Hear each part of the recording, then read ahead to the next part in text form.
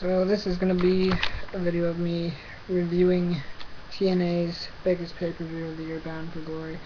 So I guess I'll just get right into it. We started off with Rob Van Dam versus Zema Ion. I turned in late to watch this match. It was a good match. It was decent. Rob Van Dam is the new X Division champion. Not much to say about it, so.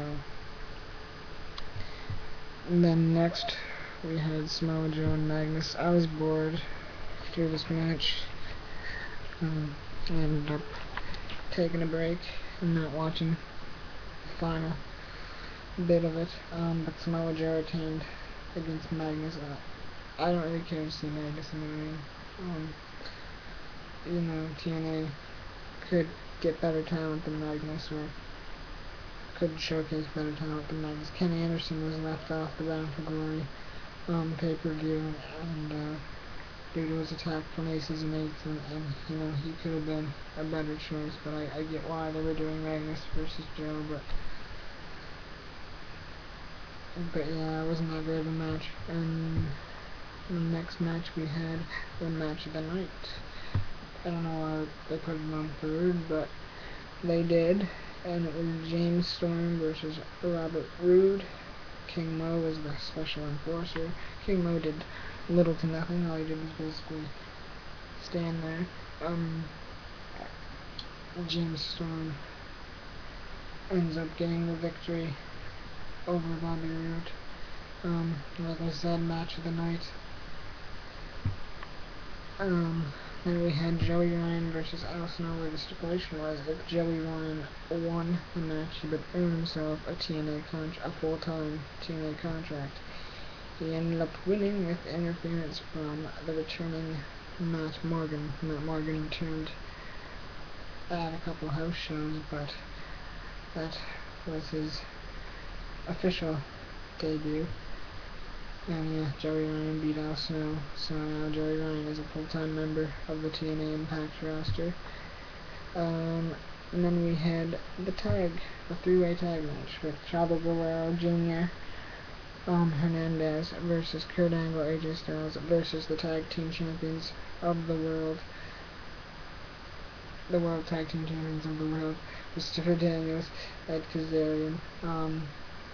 They thought they were gonna give it to AJ and Kurt, but I think they're going to split AJ and Kurt up. Probably do a feud between AJ and Kurt, which will suck because those who have watched TNA, we've seen AJ and Kurt time and time again. So I'm hoping not to see an AJ Kurt feud come out of this, but it's possible.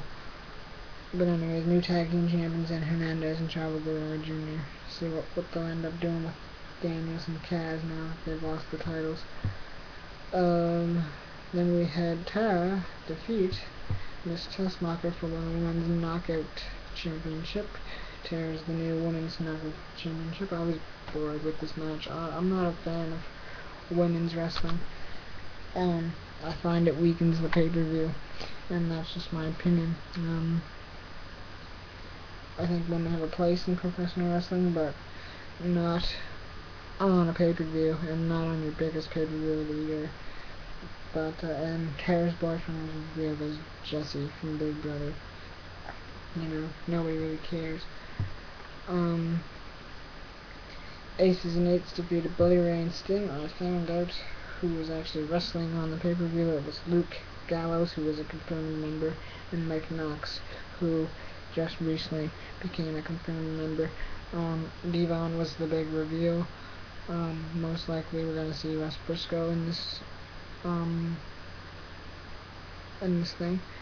and we're probably gonna see Garrett Bischoff. I'm thinking, you know, maybe Joey Ryan and Matt Morgan are a part of this Aces and Eights thing, maybe they're not. People are still thinking Jeff Jarrett Bischoff's not a part of it. I'm thinking Chris Masters will be a part of it. Brad Bradley is a part of it. Ryan Baddock in WWE, for those who don't know Brad Bradley. But yeah. that's all I have to say about that. More members will be revealed within the coming weeks, so we'll see how it plays out on TV. And then we had the main event, Jeff Hardy versus the greatest man that ever lived, Austin Aries. And the crowd was pro Austin Aries in this, so Aries ended up losing the title to Hardy. Hardy took a beating from Austin Aries. Most people say Austin Aries should have kept the title. I'm fine with Jeff Hardy having the world title. He's cleaned up his act. He is my favorite wrestler, so obviously I'm gonna be pretty pleased with it. But all in all, a really good show. There wasn't really any really bad matches other than Magnus and Joe, which still Joe carried Magnus, so which I expected. And then the knockouts match. Every other match was good to great. So even Joey Ryan and Al Snow did its job. So I was happy with it. I ordered it. I watched it live. Great showing for TNA, and they got to keep it up because they have the talent in the ring. All they need to do is make smarter decisions and decide who they should keep and let go. Most of that roster, I could say 90%, maybe a little less. They should probably have on the roster. There's very little people that don't deserve to be there. The wrestlers bring it there every night, and the storylines are entertaining. Because nobody expected Devon to be on this, so they're doing something right.